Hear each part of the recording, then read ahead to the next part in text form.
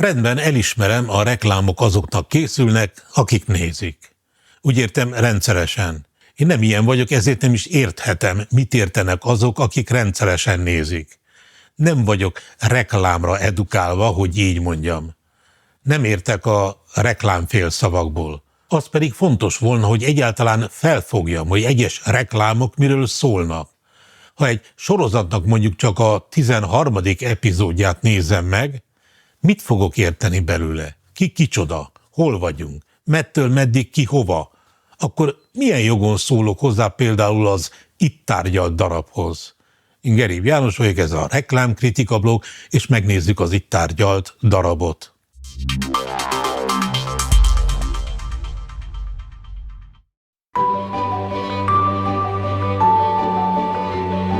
Azoknak, akik igazán fontosak számodra, a lehető legtöbbet szeretnéd adni.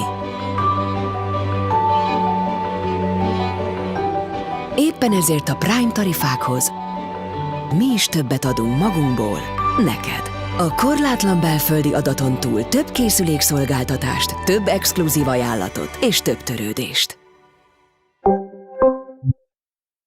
Ugyanis ez egy kampány valamelyik epizódja, amely nyilván épít az összes előzőre, és feltételezi, hogy te, mint reklámedukált személy, most már ragaszkodom ehhez a terminológiához, abszolút érted az egyes filmkockák jelentését, tudod hová tenni őket.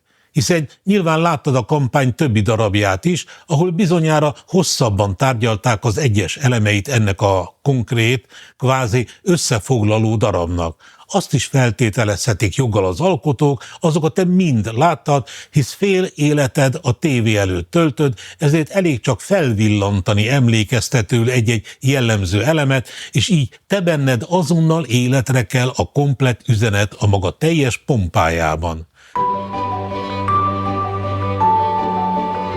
De én nem ilyen vagyok. Tudom, ezért nem vagyok normális ember. Még mindig abban az avit tudatalatti állapotban leledzem, amely azt hiszi, ha megnézek egy reklámspotot, akkor érteni fogom, tudom, miért pont azok a képi elemek szolgálnak az adott termék iránti bizalmam felkeltésére.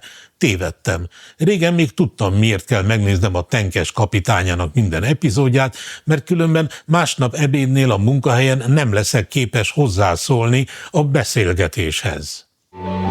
Azoknak, akik igazán fontosak számodra, a lehető legtöbbet szeretnéd adni.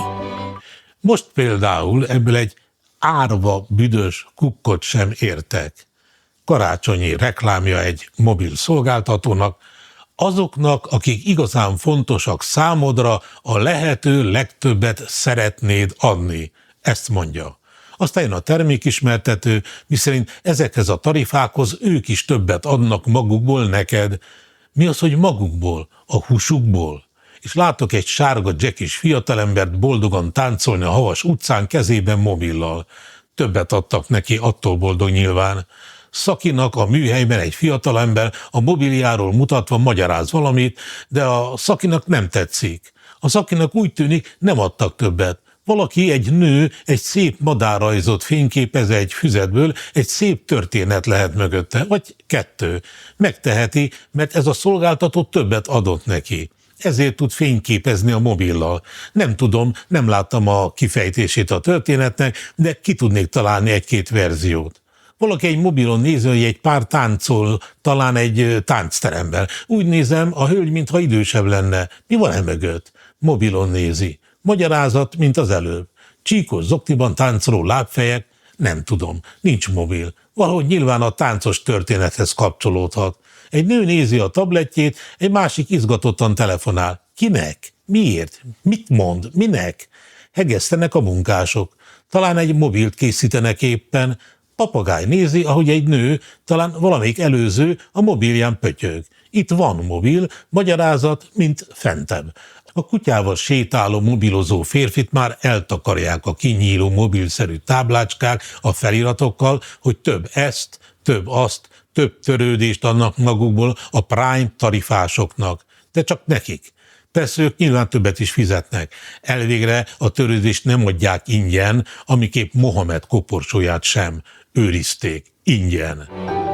Éppen ezért a Prime tarifákhoz Mi is többet adunk magunkból, neked.